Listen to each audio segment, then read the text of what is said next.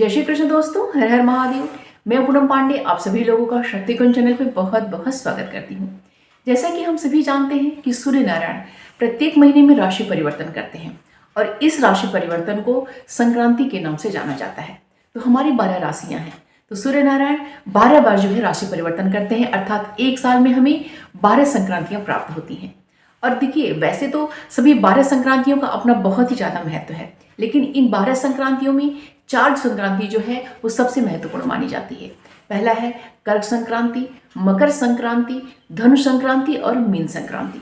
देखिए, धनु संक्रांति और मीन संक्रांति तो इसलिए महत्वपूर्ण मानी जाती है क्योंकि इन दोनों संक्रांतियों पे लगने से खरमास मनाया जाता है। और जब कर्क संक्रांति लगती है तो उस दिन से जो है सूर्य नारायण 6 महीने के लिए दक्षिणायन हो जाते हैं। और जब मकर संक्रांति लगती है तो इस समय से सूर्य नारायण जो है 6 महीने के लिए उत्तरायण हो जाते हैं। तो इन देखिए 12 संक्रांतियों में जो सबसे बड़ी संक्रांति होती है वो मकर संक्रांति होती है। यह सबसे महत्वपूर्ण मानी जाती है और सबसे बड़ी संक्रांति मानी जाती है। तो मकर संक्रांति के सबसे बड़ी होने के और महत्वपूर्ण होने के कोई एक कारण नहीं है, बल्कि बहुत सारे कारण हैं। तो आज इस वीडियो में हम लोग बात करेंगे 2025 मकर संक्रांति के बारे में। संक्रांति के दिन सूर्य नारायण एक राशि से निकलकर दूसरी राशि में प्रवेश करते हैं। तो जिस दूसरी राशि में वह प्रवेश करते हैं उस राशि के नाम पे वह संक्रांति मनाई जाती है। तो मकर संक्रांति पे सूर्य नारायण धनु राशि से निकलकर मकर राशि में प्रवेश करते हैं, इसलिए इस संक्रांति को मकर संक्रांति कहा जाता है। और मकर संक्रांति के दिन से ही सूर्य नारायण जो है 6 महीने के लिए उत्तरायण हो जाते हैं। यहाँ पर उत्तरायण का तात्पर्य यह होता है कि सूर्य नारायण जो है इस दिन से उत्तर दिशा की ओर बढ़ने लगते हैं। यह एक प्राकृतिक प्रक्रिया होती है, इसीलिए मकर संक्रांति को उत्तरायण भी कहा जाता है। मकर संक्रांति के दिन ही माता गंगा इस पृथ्वी पे अवतरित हुई थी और कपिल मुनि के आश्रम में जाके वहां पे उन्होंने राजा सगर के जो 60,000 मित्र पुत्र थे, जिसे कपिल मुनि ने श्राप दे के भस्म कर दिया था, और वो जो 60,000 उनके पुत्र थे, उनकी जो आत्माएं थी वो अतृप्त थी, उनको मोक्ष प्रदान करने के लिए माता गंगा जो है उनको अपने जल में विलीन कर लेती हैं। और उन 60,000 अतृप्त जो आत्माएं थी उनको उन्होंने उस दिन मोक्ष प्रदान किया था, उसको उन्होंने मुक्ति प्रदान किया था। उसके पश्चात जो माता गंगा हैं कपिल मुनि के आश्रम से होते हुए जाके सागर में समाहित हो गई थी, जिसे हम सभी लोग गंगा सागर के नाम से जानते हैं। आज के दिन गंगा सागर में स्नान करने से मनुष्य के जन्म जन्मांतर के पापों से उसे मुक्ति मिल जाती है। मकर संक्रांति के दिन ही माता यशोदा ने भगवान श्री कृष्ण को पुत्र के रूप में प्राप्त करने के लिए व्रत किया था। मकर संक्रांति के दिन से ही जो है प्रयागराज, इलाहाबाद में, हरिद्वार में, नासिक में और उज्जैन में कुंभ मेले का आयोजन होता है। जो अर्ध कुंभ का मेला होता है वो 6 वर्ष पे लगता है, और जो पूर्ण कुंभ का मेला होता है वो 12 वर्ष पे लगता है, और जो महाकुंभ का मेला होता है वो 144 वर्ष के लगता है। तो इस साल जो है 2025 में प्रयागराज, इलाहाबाद में जो है पूर्ण कुंभ का आयोजन हुआ है। तो वहाँ पे जो है पौष मास की पूर्णिमा से है जो कुंभ मेला प्रारंभ हो जाएगा, जो कि महाशिवरात्रि के दिन जाके समापन इसका होगा। तो कुंभ मेला के ऊपर मैं आपको अलग से जो है वीडियो अपलोड करूंगी, क्योंकि इस वीडियो में अगर मैं उस टॉपिक को लूंगी तो वीडियो बहुत ही ज़्यादा लंबा हो जाएगा। इस साल 2025 में जो मकर संक्रांति है वो 14 जनवरी दिन मंगलवार को मनाई जाएगी। तो 14 जनवरी दिन मंगलवार को सुबह में 9:03 पे सूर्य नारायण धनु राशि से निकलकर मकर राशि में प्रवेश कर रहे हैं। तो मकर संक्रांति का जो पुण्य काल है वो सुबह में 9:03 से लेकर शाम में 5:15 तक है। और मकर संक्रांति का जो महापुण्य काल है वो सुबह में 9:03 से लेकर सुबह में 10:51 तक है। तो 14 जनवरी दिन मंगलवार को माघ मास के कृष्ण पक्ष की प्रतिपदा तिथि रहेगी, अर्थात इस दिन से माघ मास हमारा प्रारंभ हो रहा है। और जो मकर संक्रांति है वो पुनर्वसु नक्षत्र में संपन्न हो रहा है। तो इस दिन जो पुनर्वसु नक्षत्र है वह सुबह में 10:17 तक है, और उसके पश्चात जो है पुष्य नक्षत्र प्रारंभ हो जा रहा है। और 14 जनवरी के दिन जो राहु काल है वो दोपहर में 2:33 से लेके दोपहर में 3:54 तक रहेगा।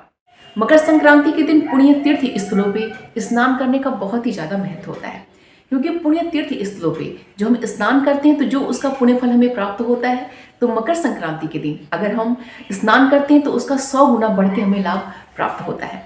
तो हर व्यक्ति को प्रयत्न करके इस दिन पुण्य तीर्थ स्थलों पे स्नान करने का अवश्य ही प्रयत्न करना चाहिए। अगर संभव है तो जाके हर व्यक्ति को प्रयत्न करना चाहिए कि प्रयागराज, इलाहाबाद में जहाँ पे गंगा, जमुना, सरस्वती तीनों का संगम होता है वहाँ पे मकर संक्रांति के दिन स्नान करना चाहिए और दान आदि का कार्य करना चाहिए। अगर संभव है तो आज के दिन नासिक में, उज्जैन में, हरिद्वार में वहाँ पे जाके जो है हमें स्नान करने का प्रयत्न करना चाहिए। अगर ये सभी संभव नहीं है तो अपने क्षेत्र के आसपास जो हमारे पवित्र जो पुण्य तीर्थ स्थल हैं वहाँ पे हमें जाके स्नान करने का प्रयत्न करना चाहिए। अगर ये सभी भी अगर संभव नहीं हो पाता है तो अपने घर पे ही हमें गंगा जल बना के हमें स्नान करना चाहिए, क्योंकि इस दिन गंगा स्नान का बहुत ही ज़्यादा महत्व होता है। इस दिन गंगा स्नान करने से हमारे जन्म जन्मांतर के जो पाप होते हैं वो नष्ट हो जाते हैं। इस दिन गंगा स्नान का तो महत्व है ही है, इसके साथ ही साथ इस दिन जो है सूर्य नारायण की विशेष पूजा आराधना की जाती है, भगवान शिव की विशेष पूजा आराधना की जाती है, श्री हरि नारायण की विशेष पूजा आराधना की जाती है, माँ गंगा की भी विशेष पूजा आराधना की जाती है। और साथ ही साथ अपने पितरों को तृप्त करने के लिए उनके निमित्त श्राद्ध और तर्पण आदि का कार्य भी किया जाता है। मकर संक्रांति के दिन दान का बहुत ही ज़्यादा महत्व होता है, तो हर व्यक्ति अपनी श्रद्धा, अपनी सामर्थ्य के अनुसार कुछ न कुछ दान का कार्य अवश्य करता है। इसके अतिरिक्त अगर कोई व्यक्ति आपसे कुछ दान मांग रहा है तो उसे दान करने से कभी भी इनकार नहीं करना चाहिए। जो भी आपकी सामर्थ्य है, जो भी आपकी शक्ति है, उसके अनुसार थोड़ा बहुत कुछ न कुछ दान अवश्य ही करना चाहिए।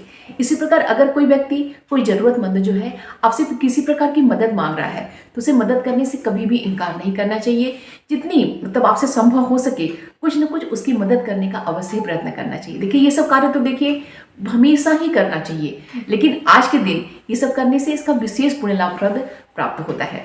आज के दिन काले तिल का, गुड़ का, घी का, कंबल का, इन सभी का हमें दान करना चाहिए। इसका विशेष लाभ हमें प्राप्त होता है। आज के दिन जो है जल में काला तिल डाल के सूर्य नारायण को हमें अर्घ्य देना चाहिए। जल में जो है काला तिल डाल के जो है भगवान शिव का हमें अभिषेक करना चाहिए। जल में जो है सफ़ेद तिल डाल के श्री हरि नारायण का हमें अभिषेक करना चाहिए। और अपने पितरों को जो है तृप्त करने के लिए जो उनका तर्पण का कार्य करते हैं तो इस दिन जल में काला तिल हमें अवश्य ही डालना चाहिए। ये आज के दिन ये कार्य करने से विशेष पुण्य लाभ हमें प्राप्त होता है। और इसके अतिरिक्त इस दिन जो है मकर संक्रांति के दिन ऐसे ही देखिए कभी कभी मन में ये भी प्रश्न आता है कि जो दान है हमें कहाँ करना चाहिए, किसको करना चाहिए। तो जो दान होता है आपको ब्राह्मण को करना चाहिए, ब्राह्मणों को देना चाहिए, मंदिरों में दान देना चाहिए। इसके अतिरिक्त जो गरीब होते हैं उनको जो है दान का कार्य करना चाहिए। और आज के दिन जो है नए वस्त्रों का अगर हम दान करते हैं तो माता लक्ष्मी की हमें विशेष कृपा प्राप्त होती है। इसके अतिरिक्त जो है गेहूं के आटे का अगर हम दान करते हैं तो हमारा सूर्य ग्रह मजबूत होता है। चावल और उड़द का अगर खिचड़ी हम दान करते हैं, ये खिचड़ी हम बना के भी दान कर सकते हैं और सूखा भी हम दान कर सकते हैं, इसका भी हमें विशेष पुण्य लाभ प्राप्त होता है। चावल का दान करने से माता लक्ष्मी प्रसन्न होती है और चंद्रमा मजबूत होता है। और उड़द का दान करने से राहु ग्रह जो है प्रसन्न होता है और शनि देव की प्रसन्नता प्राप्त होती है।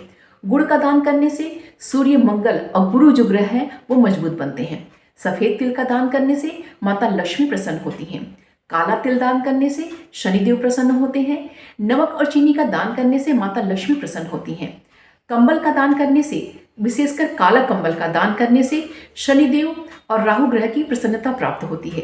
देसी घी का दान करने से माता लक्ष्मी प्रसन्न होती हैं और सूर्य और गुरु ग्रह भी मजबूत बनते हैं। खड़ी हल्दी का दान करने से गुरु बृहस्पति की कृपा प्राप्त होती है।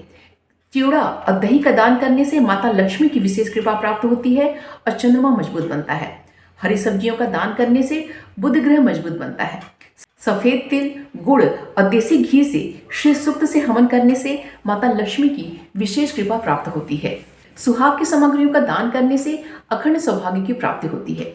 मकर संक्रांति के दिन जो हम दान का कार्य करते हैं वो हमें संध्या काल से पहले करना चाहिए, क्योंकि संध्या काल के पश्चात हमें दान का कार्य कभी भी नहीं करना चाहिए।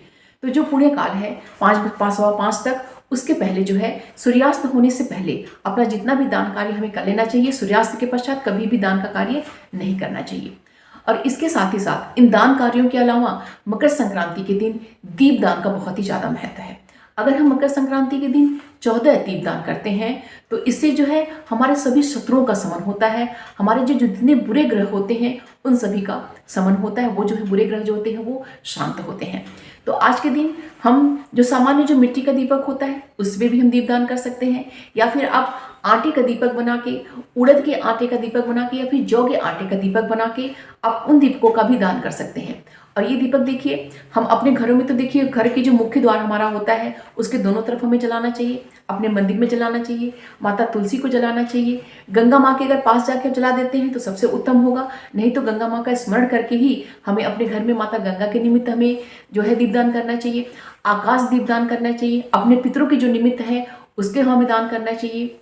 उसके पश्चात जो हमारे आसपास के जो क्षेत्र में जो हमारे शिव मंदिर है, श्री हरि नारायण का जो मंदिर है, तो ये सब जो मंदिर है वहाँ हमें दीपदान करना चाहिए। मतलब कहने का तात्पर्य है कि 14 दीपक हमें जो है वो आज के दिन अवश्य ही दान करना चाहिए। पीपल के वृक्ष के नीचे दान करना चाहिए, समी वृक्ष नीचे, तो 14 दीपक हम बना लें।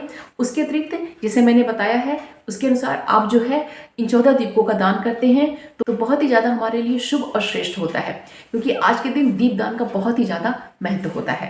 तो उम्मीद करती हूँ कि यह वीडियो आप सभी के लिए बहुत ही महत्वपूर्ण होगा। वीडियो जरा सा भी हेल्पफुल लगेगा तो प्लीज़ लाइक कीजिएगा, शेयर कीजिएगा, और चैनल पर अगर नए हैं तो प्लीज़ चैनल को सब्सक्राइब अवश्य कर लीजिएगा। मिलते हैं अगले वीडियो में। अपना और अपनों का ख्याल रखिएगा। जय श्री कृष्ण। हर हर महादेव।